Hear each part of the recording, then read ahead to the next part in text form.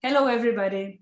My name is Jiva Stungwang, and I'm head of projects at CEEMAN, the International Association for Management Development in Dynamic Societies. I would like to extend a warm welcome to all of you joining us here today for this webinar with our dear partners, friends, and partners from Higher Ed Partners. We have three amazing speakers with us today, Maria, Martin, and Egon. Warm welcome. Thank you so much for joining us. Hi, everybody. Hello, everyone. The topic today will be strategic solutions for education leaders addressing the online global learner space. And we will start with a short video address from our president, Professor Danica Purg, and I will share it with you right now.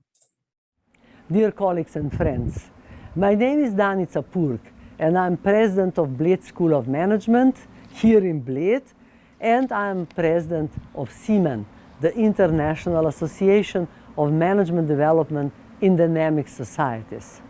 I'm very pleased to be in partnership with Higher Ed Partners to organize this webinar, and I'm very grateful to Slađana, Živa, and Olga that they were preparing this event, because we are working for the same mission. We have the same mission, a noble mission, to help we in CEEMAN to help to students through the associations, and you in your organization to many, many students and universities, 200 universities you serve.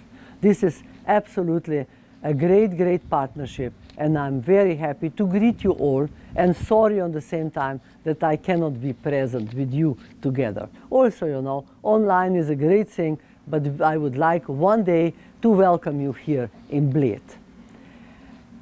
I would like to say that today you will have three very important speakers.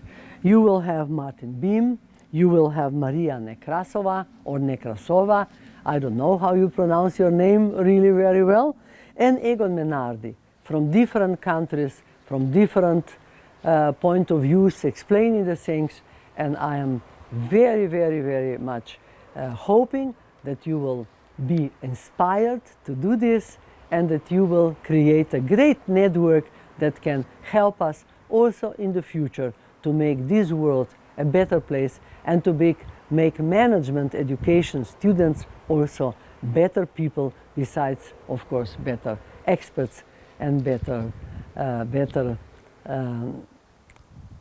graduates, of course, graduates. Thank you very much and enjoy the session. Bye. Okay, Maria, the floor is yours. Thank you. Wonderful message from Danica. Please send my regards. She's wonderful, and I'm very grateful for her and your team's work for organizing CEEMAN webinar and building this community, really, of educational leaders from all over the world. My name is Maria Nekrasova, and I'm very happy to be here right now. CEEMAN usually provides space to discuss very relevant ideas, very pressing ideas that are on our minds today. And I'm delighted to be able to share this time with Martin Beam. Martin brings decades of academic and practical experience when it comes to the future of management education and education in more general sense. Egon and I, we are here to bring the perspective from the business side, from the third partner, public-private partnership side, and give you another point of view. So we'll start with presentation by Martin, and then we'll have time for discussion and questions. Please feel free to write them in the chat. We are here, can discuss things openly in a very friendly manner, and you can always reach out to us or Martin later, and we'll provide you the details of how to do so. So on this Tuesday morning, afternoon, or evening, depending on where you are, welcome all, and let's start. Thank you very much. It is a pleasure to be here.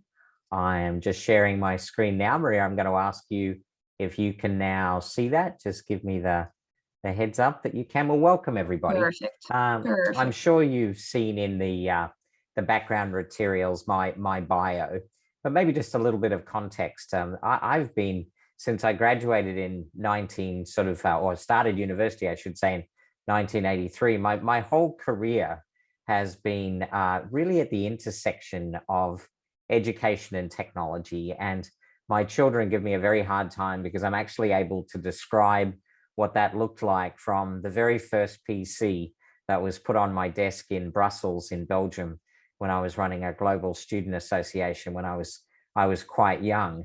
And so I've had this amazing journey in my career of watching every chapter of that intersection of education and technology, even as I watched it being e-learning, the very first e-learning being ported from the mainframe onto the personal computer. And I spent a lot of that time of my career actually in the technology industry, with my last role being in Seattle, Washington, where I was working for Microsoft. And I had this most amazing job alongside the Gates Foundation, where our goal, our mission was to really help technology transform education for good. My role was not to figure out how to sell more software to academic institutions of all size, but actually help them use it. And that led me to being the president and vice chancellor of the Open University in the United Kingdom, the UK's largest and I believe the most innovative university in the United Kingdom. And then I finally got back to come to my hometown to run RMIT University in Melbourne, Australia. But along that journey, I started FutureLearn in the United Kingdom, that some of you may be aware of as one of the world's most successful MOOC platforms. And then I started within RMIT in Australia, RMIT Online, that has gone on to be really a very successful, fully online sort of enterprise within a university. And so I've got that lovely perspective of sort of looking at it from an industry perspective, from a university president perspective, but also as a technologist, actually thinking deeply about how technology gets applied to education. And that actually is what I spend my time on now in my center, is really thinking about the future of work, lifelong learning, the way that we're seeing patterns of consumption for education change.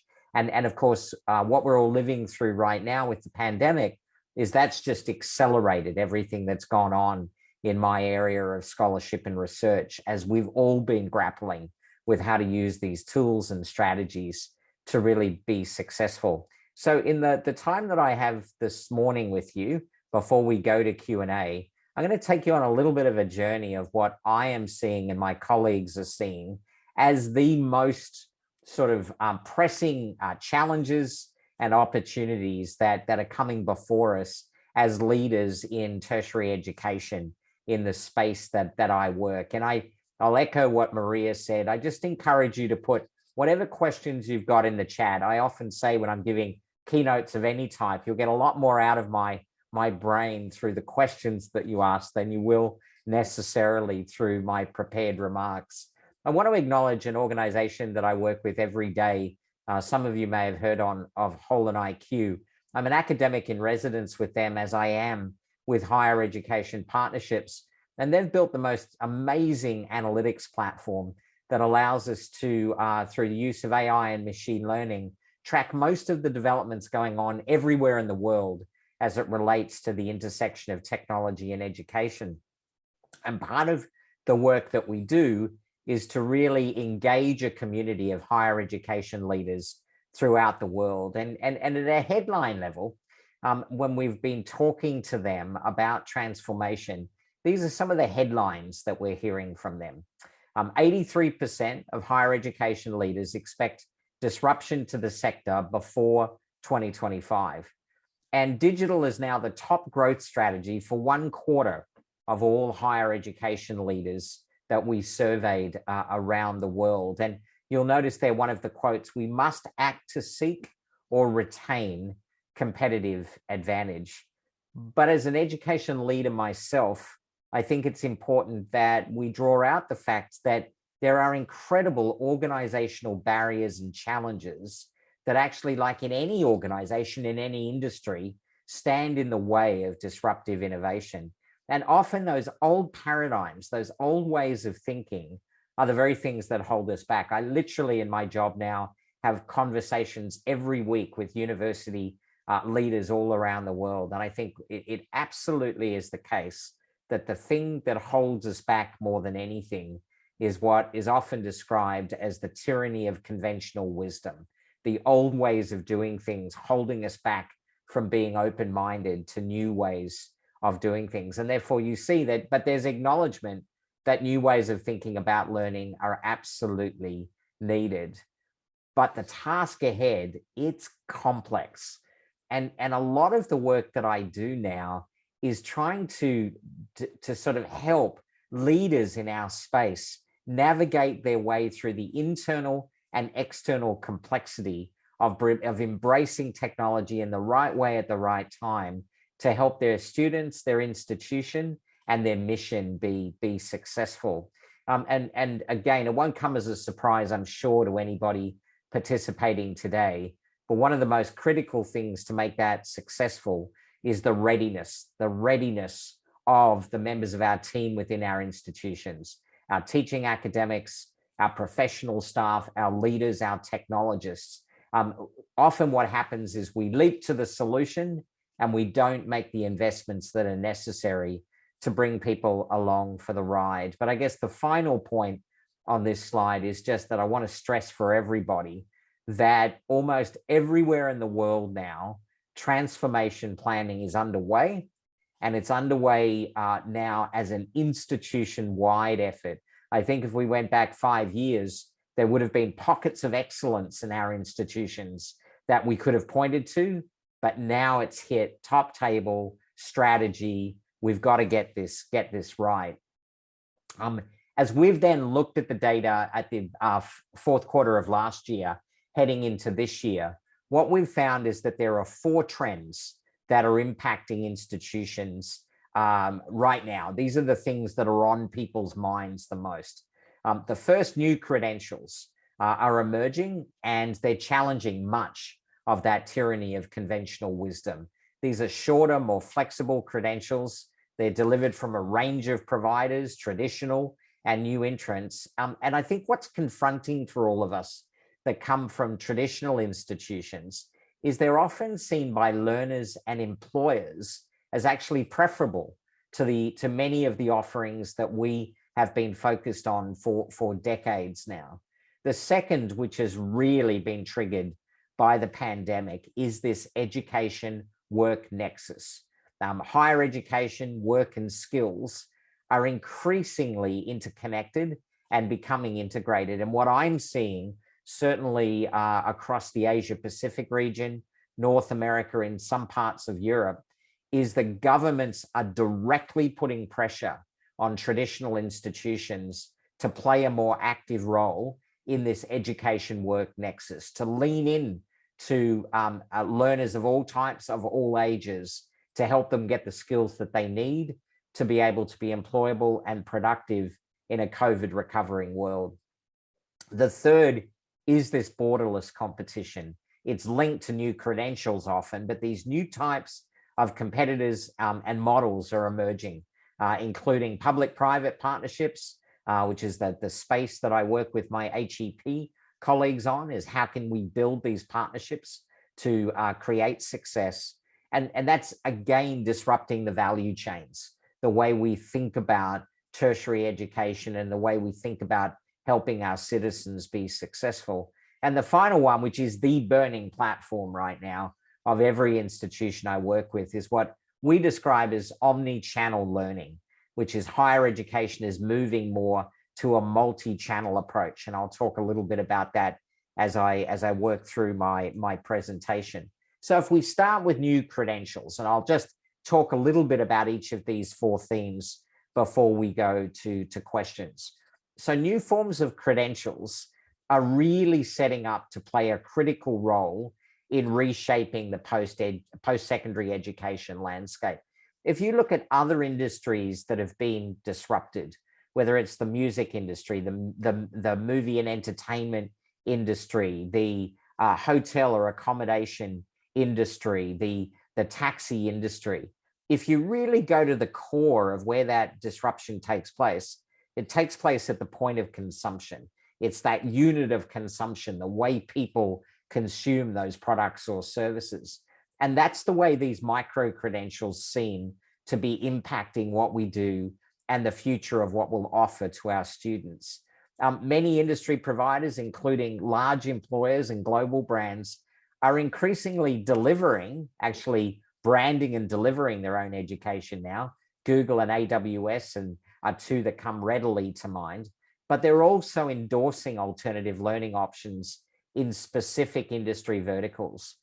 National qualification frameworks are beginning to allow the flexibility to incorporate alternative and micro credentials. And we see that across the EU, in the UK, and at a national level across your region.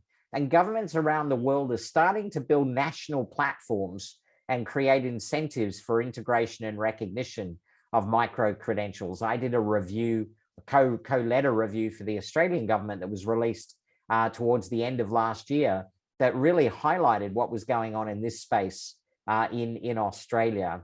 And we're also seeing this reshaping of post-secondary education in a way that actually allows opportunities for traditional learners to reconsider what, how, and whom they offer their education and training.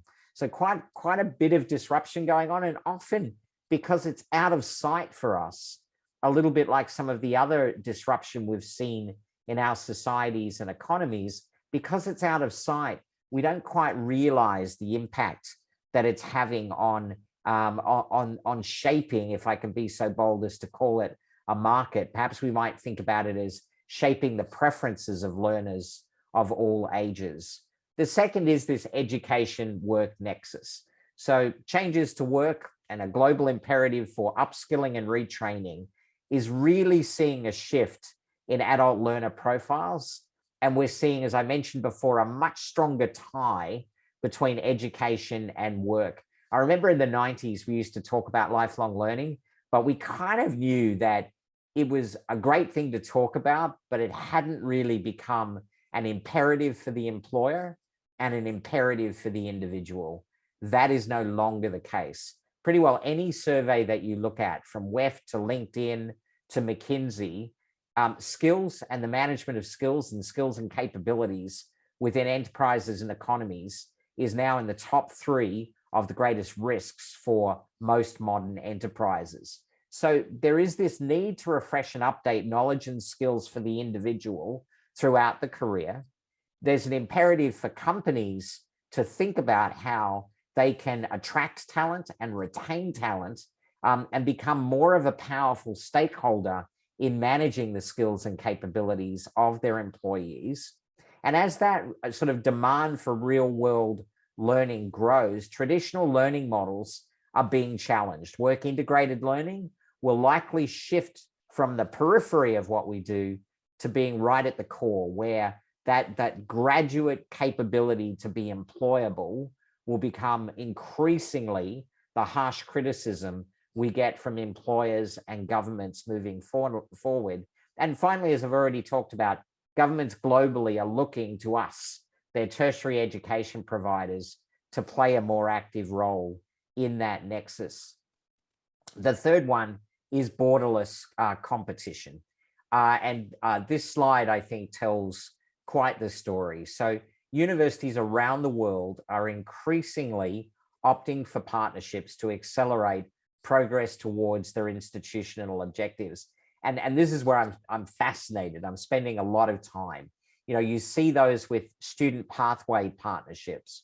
You see those with what often get referred to as boot camps. And for those of you that aren't familiar with what boot camp providers are, you know, all you'll need to do is to use whatever search engine you use to go do a bit of research, and you'll see. And then, of course, you've got organizations like HEP, who are an online program partnership that are just increasingly playing a role with universities around the world to drive that borderless education, to allow it to accelerate time to market, and to allow institutions to flex with technology into some of these new areas. And you can just see from this chart, just if around that 2018-19, how these partnerships have just accelerated all around the world. And I guess one of the things that I talk to universities and higher education institutions about is that we will ignore this trend at our peril. We either opt to do it on our own, embrace innovation, new ways of working, invest the capital and progress ourselves, or we have to be open-minded to work with experts who do this day in, day out everywhere in the world. But actually standing still is probably the greatest risk we take as providers. And then my final area before I allow Maria and Egon to take us back to Q&A is this notion of omni-channel learning. And this is all about we as academic leaders now in a post-pandemic world. I was working with an institution in Indonesia today, and the pandemic has pretty well challenged all of the policy thinking around e-learning as it relates to the policy agenda of Indonesia. And the government, institutions, and individuals are all thinking about, as we move out of the pandemic, how do we now redefine online, hybrid, and high flex models, because they are going to be the norm for existing students. We simply will not, for most institutions, we will not be allowed to go back to what we had before. And that's being driven by learner choice, which is far less constrained than ever before. It's clear that online learning can provide a route to new types of learners and new addressable markets for tertiary providers.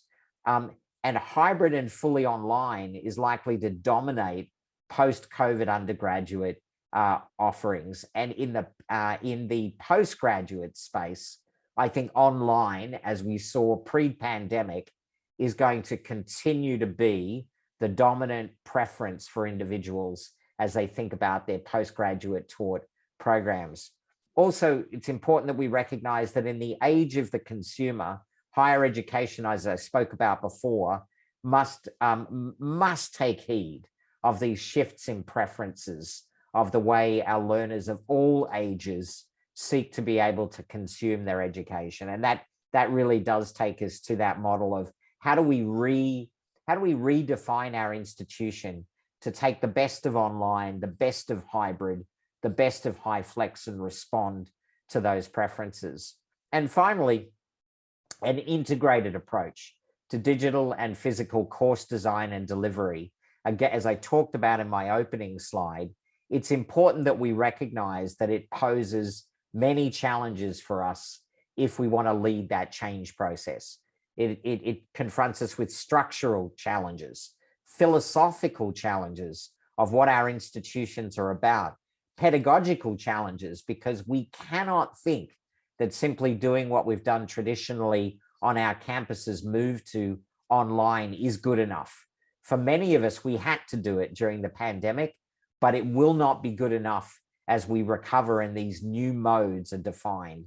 And so all of those challenges in different ways, in different forms, are present in our institutions. And I look forward to answering as many of your questions as I can. I want to leave you with one of my favorite quotes, though, from Roy Amara. It gets referred to as Amara's law. And boy, do I see this in that intersection between technology and education. We tend to overestimate the effect of technology in the short run and underestimate it in the long run. And when the MOOCs were born in 2012, and when all the universities were still standing in 2014, many people came out and said, wasn't disruptive at all. But actually, if you look at the impact of organizations like HEP, like Coursera, like 2U, and you look at the impact that those MOOCs have gone on to have in terms of shaping the way learners think about tertiary education, it's clear that Roy got it right. And I will stop sharing there, Maria, and I will hand back to you for Q&A. So much, Martin. We already have questions coming in the chat. I think that it's a presentation that really makes you think and gives you a perspective, but gives you also hopefully the ways to move and the directions to move if you have this constant pressure of the need to keep up. Egon, I see that there are questions in the chat. Maybe you can we can start by reading them and then yes, let's alternatively read them. Thank you, Martin. It was really very interesting. Welcome. As always. We have a question from Zladana. She's asking, what would be your advice for higher education institutions? What do you consider is completely inevitable? What would be the best course of action if they did not start yet, or just at the beginning of the journey investigating online, yes or no? How do we do it? Do we do it ourselves? Do we need a partner? How would you approach that for somebody who's really looking to make the next step? Well, first of all, Zladana, good morning, and it's a pleasure to meet you. I answer that question all the time. And the first thing I think it's important to be clear on is what your strategic intent is. I was working with a university the other day and they said, we want to embrace disruption to do a better job helping develop our professional staff. We want to do it to be able to access a new market of lifelong learners. We want to be able to embrace it to improve the employability outcomes of our undergraduate students. And we want to do it to increase access by creating pathways to let alternative students find us. All of those are great things to do, but you shouldn't try to do them all at once. So the first thing is just to be really clear, because depending on your strategy, you will adopt a very different mode of partnership and mode of execution. The other thing that you then need to do is you will find yourself very quickly at a fork in the road. And there's got to be this moment of honesty. The fork in the road is, are we prepared to do this all on our own, which could be a perfectly logical strategy. But if you do that, then you've really got to be real about the amount of money you need to invest and the number of people you need to commit to and the organizational structure you will need to commit to and resource it appropriately. And Egon and Maria and I have seen many institutions in the world that have been very successful in doing that. But there's many of them, but it's a fraction of the overall institutions that are delivering programs online. The other fork in the road then is to work, as I mentioned in my presentation, to a third-party provider like HEP, who will get you to market faster. They will de-risk it because they will provide most of the upfront capital to get it going. They will apply their expertise to actually achieve the hardest thing, which is to redesign your programs, but also to recruit the students that allow you to be economically viable and move on. As I mentioned, though, Zladana, what is the riskiest thing to do of all, though, is to stand still. You just can't stand still. You can't stand still for your traditional students. You can't stand still for new students that you might seek to attract. That is without doubt the riskiest strategy of all. But as you saw in my presentation, there's a lot of complexity, and whatever you do, I strongly recommend that you reach out, network with the members that are with us this morning, talk to partners like HEP, engage people who do this from a research perspective, like myself and colleagues. But please, there's lots of strategies out there to be successful. Don't go it alone, but don't stand still. Back to you, Egon. Thanks, Martin. Zladana had another question. Do you think the governments should be more involved? You just mentioned that in some countries the governments impose, but I think in many countries the governments are on the back seat and waiting what's happening. They're not helping the higher education maybe the way they should or they could. What's your vision on that? Yeah, they definitely have to be involved, Zladana, and they too can't stand still because in many ways governments have defined the policies, the qualification frameworks, the regulators, pretty well the rules to play. So if the world is changing, they have a role to play in making sure that their policies, their regulations, their requirements keep up. And I think when you look at the march of technology and innovation, governments are not necessarily very good at keeping up with where the innovation is. And again, a lot of the work that I do is working with policymakers to actually help them redraft and rethink about those policies, requirements, and regulations so that they don't prevent you from innovating and moving forward in an appropriate way. However, there has to be a role of government to keep people safe. So I'm not saying there should be no policies, regulations, requirements, but what I am saying is they need to flex. They need to flex. And my view of Europe is, if you look at data privacy as an example, that's a wonderful example of where Europe has flexed to recognize that there is no holding back the technology innovation. So we had better update our policies and regulations to keep our citizens safe. And that would be my advice to any minister, any government in the world, is you can't just simply sit there and stifle the inevitable innovation, because otherwise what will happen is learners will go around the traditional system. If you look at the number of learners studying non-credit bearing programs now, it dwarfs the credit bearing programs that are delivered in the world. And for many of those people, they're getting exceptional workplace outcomes and employment and career outcomes going through non-traditional programs. Thank you. Another awesome question. Back to you, Egon. Thanks. Sure. Maria? I'll take one. So Sladana had one more question, but I suggest we switch. Sladana, we have you in mind. We read the third question. I'm just going to address the Nick Barneville question, and then we come back to you, okay? So Nick Barneville asked, good morning, Martin. Thank you for the presentation. Do you see an unbundling of OPM services offering to take into the account,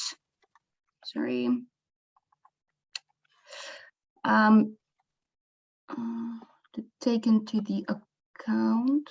Yeah, I can see it here, Maria. Oh, okay, I think perfect. I've got it. Yeah. Yeah, so Nick, you're seeing all, by the way, good morning, Nick. I meant to say that before I just launched in. We're obviously seeing many different models emerging, Nick, and unbundled models. And for those that might not know what that means, if the traditional OPM model is that it's a true public-private partnership or a true partnership where there's a defined set of services that HEP or another OPM would provide, and they're typically multi-year agreements because of the way the investments are made. But what we are seeing now are organizations that maybe are offering just the student recruitment piece of it, or just the content piece of it, or just the learner support piece of it. And it's up to all of you to decide whether you want to go with an unbundled set of services or more of a turnkey solution, which is the traditional OPM model. And much of it comes down, in my opinion, to how much do you want to invest in the managing of an unbundled suite of services, which in its own way comes with complexity, because you become the integrator then, versus having one partner that you build a deep relationship with that is sort of on the hook to deliver all of those services. I also think, Nick, that a lot of that is situational. It depends on the level of expertise already in your institution. It is linked to ambition, the amount that you can afford to invest yourself, the risk appetite that your institution has.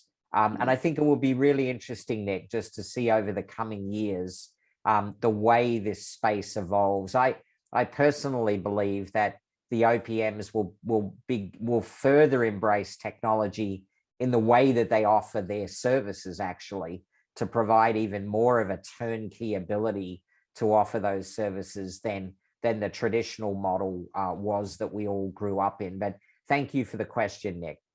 I would like to add to that from the OPM point of view. There are two things when we work together, and we've seen it with many partners that we've been working with. The main thing that you're looking for in such a partnership is the quality of education. And that because OPM partnership is about balancing the scale and the quality when it comes to online programs. So what we see is, if there is one service provided, for example, marketing and recruitment, there can be a situation when university internally might not be ready for the scale. and then the quality goes down. And that's something that you can't afford in education, especially we are all here in the long run, right? So we do want to provide a high quality experience constantly, permanently. So I think that when you are looking at unbundling the services, look at your internal capability and whether you can match it with the partner. That would be very, you have to look realistically at it and see if that's something that you are prepared to do. Okay, I suggest that we come back to, oh, Nick, I'm sorry, there is a second part of your question there. Could you say something about the revenue share ranges currently being negotiated with OPM, depending on the range of services included in the partnerships? I like it. Nick, you're getting to the meat of the things. That's great. Nick, I think, sorry, Maria, did you want to do that? No, go ahead, go ahead. Yeah. So Nick, again, I think the traditional or sort of the classic OPM model is typically a revenue share model over a multiple period of time, where the OPM takes all the risk up front. They invest all the money in the actual taking the programs to market. There is some investment on behalf of the institution in the academic community to be able to rework the programs. There's some work in the marketing department to be able to harmonize the marketing efforts. There's some work in the technology department to make sure the technology is integrated. But the lion's share of the effort, the lion's share of the risk is carried by the OPM. So the traditional model then is a split of revenue. I think the most common split is about a 50-50 split of the revenue. And the way that works is obviously year 1 and 2, that revenue drops straight through for the university because there's very little cost attached to it. And the OPM carries that risk because they're investing the money up front, and they typically then start to realize some gains on that in the out years, Nick. But that's sort of and I'm sure like everything in life, there's a negotiation around, but that's sort of that benchmark of the classic OPM. The unbundled question you asked, Nick, the models that I've seen is they typically are fee for hire models. So instead of doing a split of revenue, you'll end up paying a transactional fee for the provision of those services. So that sort of shifts the risk profile back to the university, Nick. That's sort of, it puts the university in the position of having to front more of that upfront expenditure as they seek to embrace the innovation, Nick. Yeah. And of course, I think it's important to remember that when it comes to the online education, in many cases, it's about students that would not have come on campus anyway. So it's a very different category of students. They usually are working professionals located even locally, but or far away, but without possibility to come on campus even on the weekends because they have charity commitments, personal commitments, family commitments. This is something that usually is quite new for the universities. Okay, I suggest that we come back to Sladana question about the high flex model. Do you want me to read it out? No, I think I've got it there. And I think it was, do I have an example of somebody that's really doing well with high flex? I think it's fair to say that we're all scurrying at 1,000,000 miles an hour to figure out how to sort of retool our institutions. And, you know, we're a little bit fortunate in the Southern Hemisphere in that we're just sort of, our students will be coming back in a few weeks' time. So we've had the summer to sort of reflect on it. I think the poster child for it, Sladana, though, if you wanted to point at an institution in the world that's done the best at it, you know, take a look at Arizona State University in the United States. Another one would be Western Governors University. I think you can take a look at University of Southern New Hampshire in the US.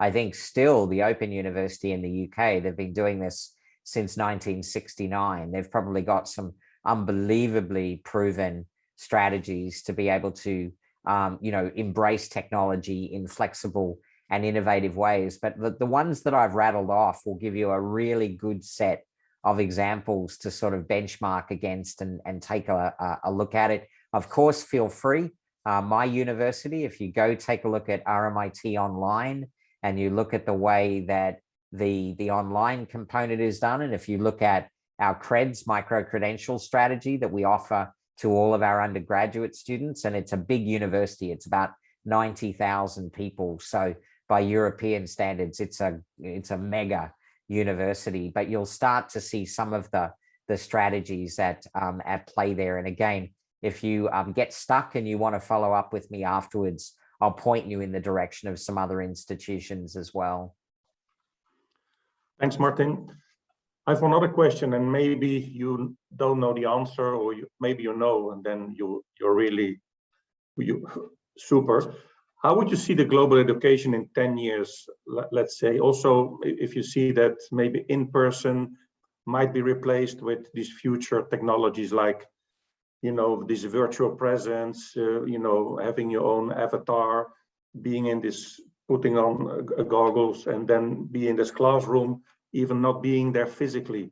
What do you think will happen in 10 years from now? It's so funny you should say that. I was listening to a podcast on the weekend about the megaverse, trying to figure out what the heck this megaverse is, like most of us. And it's interesting because it actually isn't defined yet. But we do sort of see all of the trends at play around how technology, in its inevitable march to be an ever-present part of our lives, is drawing us in to all sorts of different immersive experiences that we choose to participate in some cases moving forward, which is what the podcast was talking about. If our employers start adopting them, if our universities start adopting them, we may not have a choice but to be drawn into some of these immersive experiences, because it will be just the way we're living our lives. And so the best answer I can give you, Egon, which is something that I've talked about for years now in the work that I've done, is when I was working at Microsoft, I chatted with a 10-year-old boy in the United States, and this was sort of in probably around the 2005, 2006 timeframe. So the world's moved on a bit since then. But I was talking to this kid and I said, "What's it like being at school?" And he said, "It's just like being on an airplane. You have to sit down, you've got to face forward, and you've got to turn off all of your electronic devices." And I thought that was such an incredible way for that young man to describe school, and how school, even in 2005, was confusing to him as to why the school was resisting embracing the technology as part of the learning process. I think fast forward, particularly with the impact of social media on young people, we can see that it's not all good as well. The technology used in inappropriate ways, or too much of it, can actually have a lot of negative impacts. So my undergrad degree was in adult education. So let me sum it up this way. My view of it all is that there is great learning and teaching online, and there is lousy learning and teaching online. There's great learning and teaching face-to-face, and there's lousy learning and teaching face-to-face. The goal for all of us should be to use all of the tools that we've got available to us, digital and physical, to create the best and most relevant educational experiences we can for our students. And I know it must be hard for many of you that teach postgraduate education, but the reality is increasingly, if we fast forward, Egon, 10 years, I think the vast majority, over 90% of students who are lifelong learners studying postgraduate education, will be doing it fully online, because that will be their preference. And there will be the best institutions in the world that they can go to get fully online. I think at an undergraduate level or a vocational education level, it will be a combination, but hybrid learning will be alive and well. That it will be the hybrid models that will still be alive and well, but there will be an increasing number of undergraduate students that will opt for fully online as well, because they will want to get started in their career and learn on the side. I had over 270,000 students in the United Kingdom at the Open University, nearly all of them undergraduate, and they were all working while they were studying, and that was their preference. That's why they came to the Open University. The challenge to all of the people in this webinar is, where do you want to be? Where do you want your institution to show up in learner preferences? But those would be my predictions for you, Egon. Thanks. Thank you. Just on mute there, Maria. This is such a great sum up of the webinar. That's great. But I want to make sure that we answer all the questions. So we have the last one, I think, from Sladana here. Yep. So I think if I've got it, so it all comes down to people and their capabilities and willingness to use the technology to create the best possible education experience, online or face-to-face or hybrid, Sladana. And I think you're absolutely right, which is why, for those of you that are leaders in your organization or are responsibility for the capabilities of the people in your institution, we've got to invest in them. You know, there was a university in South Australia a few years ago that was, you know, made a lot of news in the mainstream media because they came out and they said the lecture was dead. No more lectures in my university, quite a traditional university. And I thought this was interesting. So I called a few of my contacts in that university and I said, so almost overnight, your college president has said no more lectures. You must have invested an incredible amount of time and money into helping your teaching academics make that transition from teaching in a lecture-based environment to teaching in alternative modes. And of course, you know what the answer is going to be. They invested virtually nothing in their staff to make that transition. And that was terribly irresponsible for the institution, but it was also incredibly unfair to expect those academics to magically understand how to transition from didactic lecture-based learning to alternative modes of the delivery of their learning. So I think you summed it up really well, Sladana. And then just coming back to why we're seeing this massive growth of the OPMs and these public-private partnerships is that's the expertise then that organizations like HEP and others bring to you, built on the back of years and years and years of experience with other institutions to help you get your people ready, your institution ready, and help take you to market to be successful. Because often the way that you may have marketed for students in your traditional undergraduate or postgraduate taught programs is a completely different marketing model than the one that you will need to attract working adult lifelong learners, those that, as Maria said, are often making the investment for themselves, or if they do get support from government, have a very different set of objectives and requirements than those that would be attending your face-to-face programs.